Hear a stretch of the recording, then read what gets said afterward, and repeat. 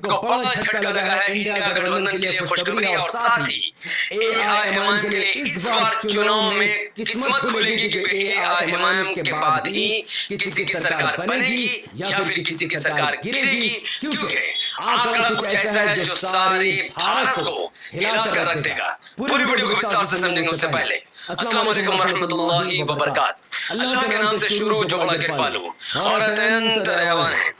देखिए हमारे देश में 543 लोकसभा की सीटें हैं, यानी 543 मेंबर ऑफ पार्लियामेंट की सीटें हैं। जो भी पार्टी है, जो भी गठबंधन 272 मेंबर ऑफ पार्लियामेंट यानी 272 संसदीय सीट जीतेगी। इस देश में उसी की सरकार बनेगी और उसी का प्रधानमंत्री बनेगा। 2019 के लोकसभा इलेक्शन में बीजेपी ने 301 सीट जीते और उनके सहयोगी दलों के समर्थन की वजह से एनडीए के पास 332 मेंबर ऑफ पार्लियामेंट की सीटें थी। लेकिन इस बार 2024 में सब कुछ बदलने वाला है, क्योंकि पहले चरण का मतदान 19 अप्रैल 2024 को हुआ, जिसने भारतीय जनता पार्टी को हिला कर रख दिया है। नरेंद्र मोदी जी को एक बड़ा झटका दिया है। पहले चरण के मतदान पूरे भारत के 21 राज्यों के 102 सीटों पर कराए गए थे, जिसमें तमिलनाडु के पूरे 39 सीट, 5 उत्तराखंड की सीट, 12 सीट राजस्थान के, 5 महाराष्ट्र और बाकी उत्तर प्रदेश और बिहार समेत 19 अप्रैल 2024 में हुए चुनाव के बाद जब लोगों से पूछा गया कि किसकी सरकार बनेगी, कौन जीत रहा है, तो सनसनीखेज खुलासा लोगों ने किया। 2019 में भी इन तमाम सीटों पर चुनाव लड़ाए गए थे। फर्स्ट फेज में 2019 में इन 102 सीटों में से 48 सीट एनडीए के पास गई थी, जबकि 48 इंडिया के पास, 3 बीएसपी, 1 शिवसेना और 1 एआईडीएमके के पास। लेकिन इस बार मामला काफी बदल चुका है, क्योंकि इस बार जब बिहार में 4 लोकसभा के सीटों पर चुनाव लड़ाए गए, पहले चरण में जब वहां मतदान हुए तो वहां के लोगों से जब पूछा गया तो खुद जी न्यूज, जो कि गोदी मीडिया चैनल है, वो कहती है कि 4 सीट में से 3 मेंबर ऑफ पार्लियामेंट यानी 3 संसदीय सीट भारतीय जनता पार्टी नहीं बल्कि कांग्रेस के पाले में जाती हुई दिख रही है, जबकि महज 1 एमपी सीट बीजेपी के पाले में जा रही है।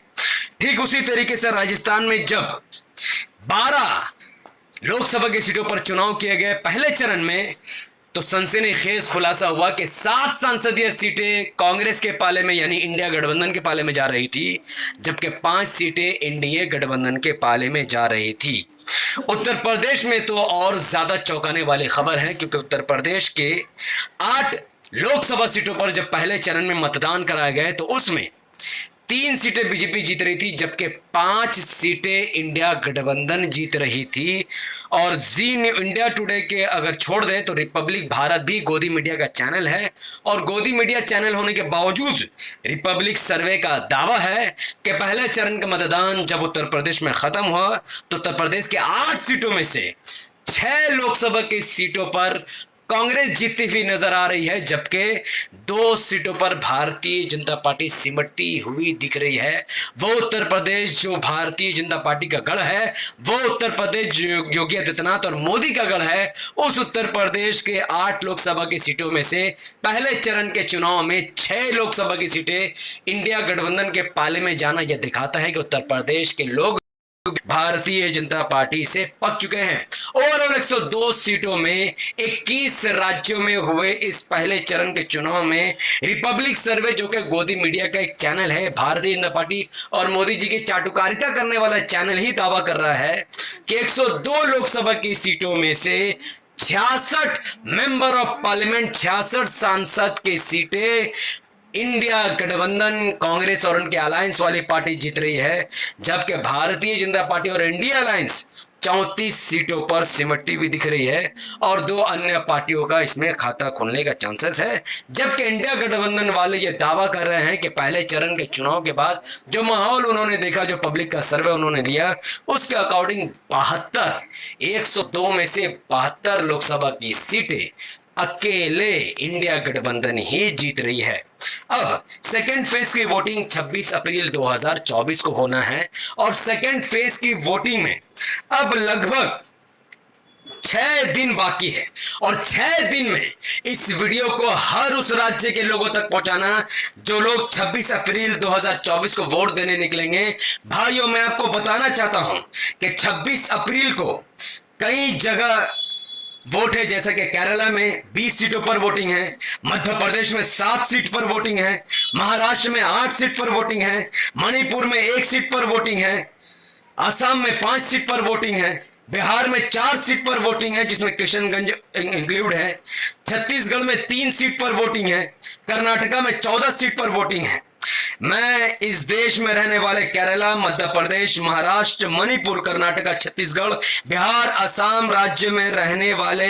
लोगों से निवेदन करता हूं कि जब आप 26 अप्रैल को सेकेंड फेज की वोटिंग करने जा रहे हैं और अगर आपका वोट भारतीय जनता पार्टी को पड़ने वाला है तो आपको याद करना चाहिए कि कैसे भारतीय जनता पार्टी की सरकार नरेंद्र दामोदर दास मोदी जी ने 2016 में नोटबंदी को लागू कर दिया, जिसके बाद आप लोग लाइन में खड़े थे, अपने मेहनत के 500 और 1000 रुपए के नोट को लेकर रो रहे थे, सरकार से भीख मांग रहे थे, लेकिन सरकार ने आपकी कोई मदद नहीं की। महीनों तक आप लाइन में खड़े रहे, किसी के घर की शादी नहीं हुई, किसी का घर नहीं बना, लोगों का जॉब चला गया, लोगों का संसार उजड़ गया और इस अहमा गहमी में 100 से ज्यादा लोगों की मौत हो गई और उन नोटबंदी में मारे हुए एक व्यक्ति की भी मदद इस भारतीय जनता पार्टी की सरकार ने नहीं की। यानी आपके दुख मुसीबत को लाने वाले खुद नरेंद्र मोदी जी हैं और उस दुख मुसीबत में आपके साथ खड़े भी नहीं थे। तो आप फैसला करना कि आप नरेंद्र मोदी जी को वोट क्यों देंगे जबकि आपके पास ऑप्शंस है। दूसरी बात,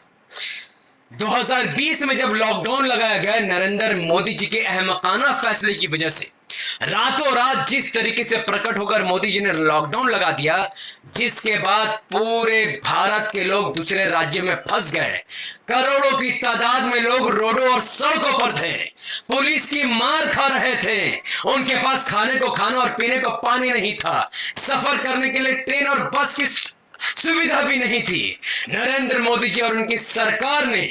करोड़ों देशवासियों को सड़क पर निहत्था छोड़ दिया, उनकी ना मदद की, ना उनको खाना पीना दिया और ना ही उनको रोजगार, बल्कि कोई पैदल चलकर यूपी से बिहार पहुंचा, कोई पैदल चलकर महाराष्ट्र से यूपी बिहार पहुंचा, कोई पैदल चलकर दिल्ली से यूपी बिहार पहुंचा। तो लोगों को समझना चाहिए कि किस तरीके से 2020 में लॉकडाउन लगाकर मोदी जी ने करोड़ों लोगों को पीड़ा पहुंचाई, मानसिक पीड़ा पहुंचाई, सामाजिक पीड़ा पहुंचाई। मोदी जी ने लॉकडाउन लगाकर इस देश के लोगों के भविष्य को ही खराब कर दिया। तो अब अगर आप 26 अप्रैल को वोटिंग करने जाओगे तो आपको ख्याल रखना है कि अगर आप वापस से बीजेपी को वोट दोगे तो ऐसा लॉकडाउन जैसा कई लॉकडाउन आपको झेलना पड़ सकता है, ऐसा नोटबंदी जैसा कोई और डिसीजन आपको झेलना पड़ सकता है, फिर से आपको लाइन में खड़ा कर दिया जाएगा, फिर से आपको भूखा प्यासा आ जाएगा। और 26 अप्रैल को किशनगंज में भी वोटिंग है और बिहार में रहने वाले एमआईएम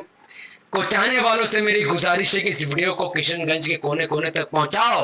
ताकि उनको पता चले कि किशनगंज में एआईएमआईएम का प्रत्याशी अख्तरुल इमान साहब को वोट करना कितना जरूरी है, क्योंकि इस बार ना ही भारतीय जनता पार्टी के अलायंस गठबंधन से सरकार बना रही है और ना ही इंडिया अलायंस सरकार बना रही है। इस बार कोई भी अकेले सरकार नहीं बना रहा। अगर आप किशनगंज में अख्तरुल इमान साहब को वोट करते हैं, एआईएमआईएम के प्रत्याशी को वोट करते हैं, महाराष्ट्र में इम्तियाज जलील साहब को वोट करते हैं और हैदराबाद में तो ओवैसी साहब की जीत 100% पक्की है। अगर एमआईएम के 3 सांसद चुनकर आते हैं और आप खुद सोचिए कि अगर ये आंकड़ा सच हो, अगर एनडीए के पास 270 सीटें हैं और उनको सरकार बनाने के लिए 2 सीटों की जरूरत पड़ेगी, इंडिया अलायंस के पास 270 सीटें हैं और उनको भी सरकार बनाने के लिए अगर 3 सीटों की जरूरत पड़ेगी, तो वो किससे समर्थन मांगेगा? तब एमआईएम जिसकी चाहेगी उसकी सरकार बनाएगी और जिसकी चाहेगी उसकी सरकार गिराएगी। तब ये पावर, ये सत्ता मुसलमानों के हाथों में, एमआईएम के हाथों में, दलितों के हाथों में, हिंदू के हाथों में और इस देश के पिछड़े समाज के हाथों में होगी। इस देश में एमआईएम का राज होगा, न्याय का राज होगा। 3 सांसद इस देश में सरकार गिराने और सरकार बनाने के लिए सक्षम हैं। तो किशनगंज के लोगों, उठो और 26 अप्रैल को घर से बाहर निकलकर किशनगंज के हर पोलिंग बूथ में पहुंचकर भारी तादाद में मतदान करो। अपने माँ बाप भाई बहन हर किसी को कहो कि इस बार सरकार हमें बनानी है, हमें अख्तरुल इमान साहब को जिताना होगा, एआईएमआईएम को वोट करना होगा,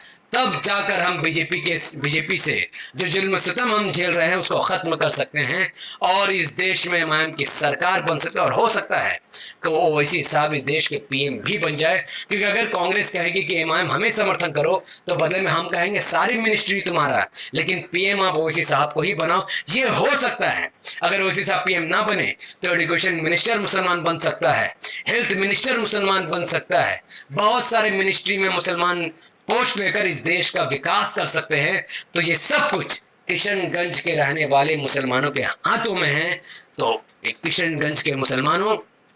26 अप्रैल तुम्हारे पास एक आखिरी मौका, उठो और घर से बाहर निकलो और एमआईएम का साथ दो। यही वक्त है जब तुम्हें वो वक्त याद करना होगा जब ओवैसी साहब ने सीएबी बिल को फाड़कर मोदी के मुंह में फेंक दिया था। तब तुम कह रहे थे कि ओवैसी साहब की मदद कैसे करें। आज वो वक्त है जब तुम ओवैसी साहब की मदद कर सकते हो। 26 अप्रैल को किशनगंज में जाकर किशनगंज के लोगों को वोट करना होगा और इमाम साहब को जिताना होगा। ये वीडियो मैं यही खत्म करता हूं और उम्मीद करता हूं 6 दिनों के अंदर अंदर ये वीडियो लाखों लोगों तक पहुंचेगी, मोदी जी की पोल खोलेगी और ओवैसी साहब के नेतृत्व में एमआईएम इंशाअल्लाह 2024 लोकसभा इलेक्शन में सरकार बनाएगी। ये सब कुछ आपके हाथों में। अगर आप इस वीडियो को लाखों लोगों तक पहुंचाना चाहते हैं तो इस वीडियो को लाइक कीजिए, इसके लिंक को व्हाट्सएप फेसबुक इंस्टाग्राम पर शेयर कीजिए। अपनी बातों को धड़ कमेंट पर रखिए कि आपकी नजर में कौन जीत रहा है, कौन सरकार बना रहा है, कौन सी पार्टी कितनी सीट जीतेगी और एमआईएम का लोकसभा इलेक्शन 2024 में कितनी सीटें आएंगी। अपनी बात विस्तार से जरूर रखिए। अगर आप सब इस वीडियो किशनगंज से देख रहे हैं तो मुझे जरूर बताइए क्या किशनगंज में इस बार एमआईएम जीत रही है, हाँ या ना। हमारे YouTube चैनल द पॉलिटिकल को सब्सक्राइब कीजिए, बेल आइकन हिट कीजिए। अगर आप सब इस वीडियो को हमारे Facebook channel the political news पर देख रहे हैं